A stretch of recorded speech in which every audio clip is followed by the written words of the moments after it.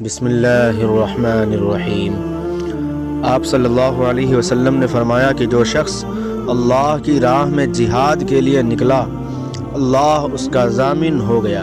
اللہ تعالیٰ فرماتا ہے، اس کو میری ذات پر یقین اور میرے پیغمبروں کی تصدیق نے اس سرفروشی کے لیے گھر سے نکالا ہے۔ میں اس بات کا ضامن ہوں کہ یا تو اس کو واپس کر دوں ثواب اور مال غنیمت کے ساتھ، یا شہید ہونے کے بعد جنت میں داخل کر دوں۔ رسول اللہ صلی اللہ علیہ وسلم نے فرمایا، اور اگر میں اپنی امت پر اس کام کو دشوار نہ سمجھتا تو لشکر کا ساتھ نہ چھوڑتا، اور میری خواہش ہے کہ اللہ کی راہ میں مارا جاؤں، پھر زندہ کیا جاؤں، پھر مارا جاؤں، پھر زندہ کیا جاؤں، پھر مارا جاؤں۔ حضرت صلی اللہ علیہ وسلم نے فرمایا، جو کوئی رمضان میں راتوں کو ایمان رکھ کر اور ثواب کے لیے عبادت کرے، اس کے اگلے گناہ بخش دیے جاتے ہیں۔ حضرت صلی اللہ علیہ وسلم نے فرمایا، جس نے رمضان کے روزے ایمان اور خالص نیت کے ساتھ رکھے، اس کے پچھلے گناہ بخش دیے گئے۔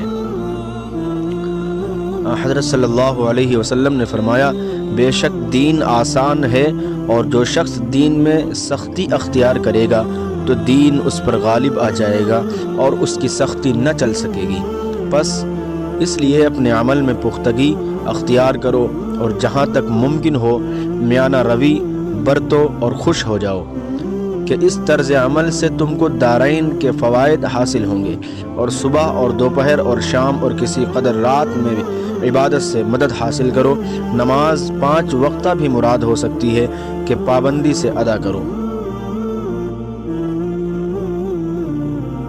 رسول اللہ صلی اللہ علیہ وسلم جب مدینہ تشریف لائے تو پہلے اپنی نانہال میں اترے جو انصار تھے، اور وہاں آپ نے 16 یا 17 ماہ بیت المقدس کی طرف منہ کر کے نماز پڑھی، اور آپ کی خواہش تھی کہ آپ کا قبلہ بیت اللہ کی طرف ہو۔ جب بیت اللہ کی طرف نماز پڑھنے کا حکم ہو گیا تو سب سے پہلی نماز جو آپ نے بیت اللہ کی طرف پڑھی عصر کی نماز تھی۔ وہاں آپ صلی اللہ علیہ وسلم کے ساتھ لوگوں نے بھی نماز پڑھی۔ پھر آپ کے ساتھ نماز پڑھنے والوں میں سے ایک آدمی نکلا اور اس کا مسجد یعنی بنی حارثہ کی طرف گزر ہوا، تو وہ لوگ رکوع میں تھے۔ وہ بولا کہ میں اللہ کی گواہی دیتا ہوں کہ میں نے رسول اللہ صلی اللہ علیہ وسلم کے ساتھ مکہ کی طرف منہ کر کے نماز پڑھی ہے۔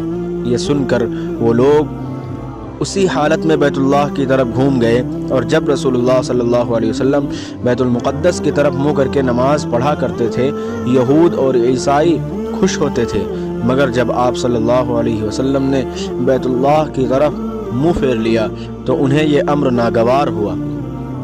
زہیر ایک راوی کہتے ہیں کہ ہم سے ابو اسحاق نے برا سے یہ حدیث بھی نقل کی ہے کہ قبلہ کی تبدیلی سے پہلے کچھ مسلمان انتقال کر چکے تھے، تو ہمیں یہ معلوم نہ ہو سکا کہ ان کی نمازوں کے بارے میں کیا کہیں۔ تب اللہ نے یہ آیت نازل کی، وَمَا كَانَ اللَّهُ لِيُضِيعَ إِيمَانَكُمْ۔